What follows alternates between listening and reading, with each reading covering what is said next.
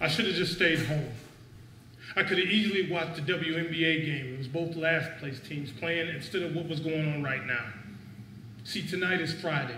And typically at the strip club, it's supposed to be music pumping, drinks flowing, and the beautiful women going back and forth. But that's not anything like that. And the only reason that I am here is because my buddy, after 3 months of marriage, well, his wife finally gave him a pass so he can come outside. And so he wanted this to be his boys' night out. And we're at Club O. It's in Harvey. But the girls, unfortunately, go between skinny and skanky. Small breasts, fake ones. Butts flabby, too big. Dots in them. Disgusting. So after about an hour and a half of buying a couple of rounds, sitting there talking about this, that, and the other, and listening to the music as opposed to watching the strippers, I bid my goodbyes. I shake my buddy's hands, and I'm headed to leave. I'm texting my girlfriend, letting her know that I'm on my way, and she says, sure, you can come on by. That'd be great. This won't be a bad night after all. But as I cross the stage, the music changed. I believe it's Nelly's tip drill, the one he got in trouble for sliding a credit card down the woman's backside. The lights dim. The announcer comes real close to the microphone. I can't see him, but I can imagine that's what he's doing. And he says, and now, coming to the stage, Remy. And it's funny how strippers always have names after alcohol or something like that, or some color. Remy, champagne, something like that. So I'm caught by the name and by the music. And I see why all the hubbub is about. She takes the stage. The other two strippers that were there before, they hurry, pick up their things, pick up the remaining singles, and they leave.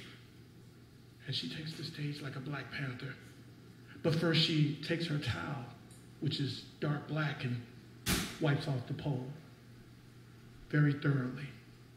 She tosses the towel, and then she starts to spin, flip, somersault, and I cannot move.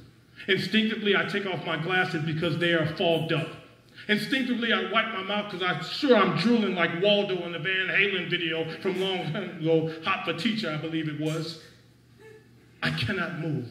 And I look down to make sure my arousal is not obvious.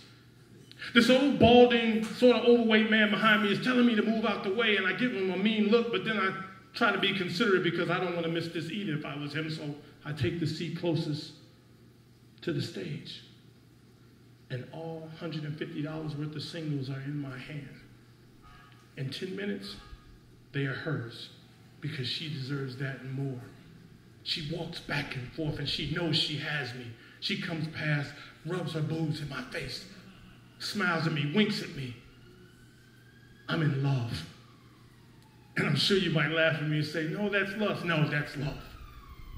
Because every part of me is lusting, longing, thirsting, hungering for this woman who is like Nadia Comaneci or Dominique Dawes on this pole. She's flipping backwards, does a split.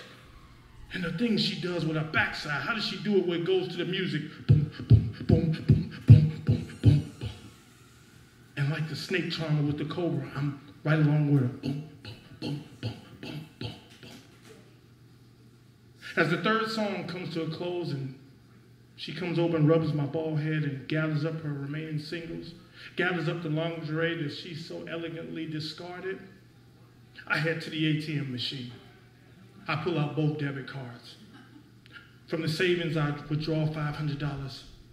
From the check-in, I withdraw $500. My phone rings. It is my girlfriend. I hit ignore. I send her a text and tell her I'll be home soon.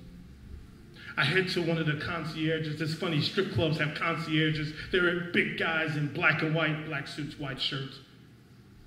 I tap him on the shoulder. I put a 20 in his hand.